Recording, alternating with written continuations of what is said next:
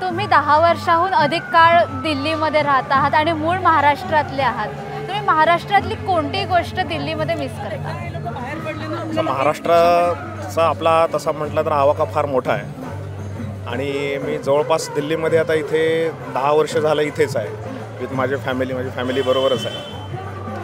तर डिफरन्स तसा फरक म्हटला तर तसा जाणवतो आपल्याला, कारण महाराष्ट्राची जी अस्मिता आहे ती नुसत्या भारतात नाही तर आपल्याला जगात कुठे पाहायला मिळणार नाही असं आहे. आणि एक मोठा डिफरन्स म्हणजे 10 वर्षाच्या अगोदर आम्ही तिथे सगळे होतोच तिथे, पण जो मुख्य डिफरन्स आहे की कल्चरमध्ये, आता दिल्लीचा मुख्य म्हणजे कसं आहे की कल्चर मिक्स कल्चर आहे. असं काही इथे तुम्हाला मराठीच मिळेल किंवा कुठल्या स्टेटचं मिळेल असं नाही, मिक्स कल्चर आहे सगळं.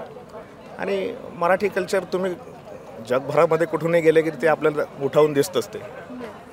आणि आता सणांचं म्हणलं इथे सण फेस्टिवल पहिल्यापेक्षा आता फार आपल्याला बघायला मिळतात इथे. म्हणजे जसं छत्रपती शिवाजी महाराजांची जयंती झाली आणि आता त्या साहित्य संमेलन आता होतं आहे. आणि त्या साहित्य संमेलनाचं असं आहे की मला ते माहीत नव्हतं, पण हे 1878 जी सुरुवात झाली ती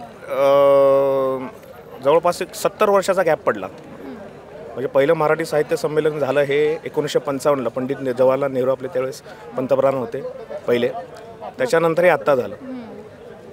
तर असे साहित्य संमेलन आणि असे कार्यक्रम भरवायला पाहिजेत आणि ह्याचा फार चांगला प्रतिसाद आपल्याला मिळतो सगळीकडे इथे, म्हणजे बघतो आपण. आणि हा वाढत चालला आहे. आणि रिसेंटली म्हटलं तर आता आपण एक छावा मूवी आलेली आहे, तर छावा मूवीबद्दल काय सांगायचं. तर आपल्या ज्या मराठी लोकांना ते माहिती आहे त्यांना सांगायची गरज नाही, पण ज्या लोकांना माहीत नाही भारतामध्ये किंवा जगभरामध्ये ते छत्रपती संभाजी महाराज पोचलेले आहेत, सगळीकडे जात आहेत आणि जातील असा विश्वास आहे. छत्रपती शिवाजी महाराज तर ऑलरेडी सगळ्यांना माहीतच आहे, पण छत्रपती शिवाजी महाराजांचा हा एक छावा हा होऊन गेलेला आहे. हे इतिहास माहीत नव्हतं, वेगवेगळी कारणं आहेत त्याला. राजकीय काय मी बोलणार नाही इथं, कारण ते व्यासपीठ नाही आहे इथं.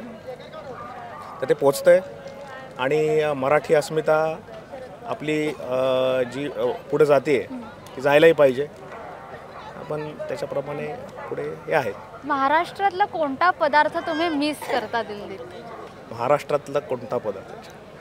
आता आम्ही असं आहे की आम्ही आता रेसिडेंट ऑफ दिल्ली आहोत इथे.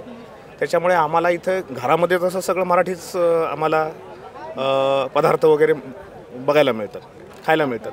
पण ज्यावेळेस आम्ही घराच्या बाहेर जातो त्यावेळेस हे नक्कीच मिस करतो. जसं मुंबईचे वडापाव, पुरणपोळी, पोहे, असे कितीतरी पदार्थ आहेत. हे महाराष्ट्रातले हे पदार्थांना अजून चांगलं जागतिक मार्केट मिळालं पाहिजे, जेणेकरून ते मिळत नाही आहे. त्याला वेगवेगळी कारणं आहेत, पण व्हायला पाहिजे ते. पण ते पदार्थ इतके छान आहेत की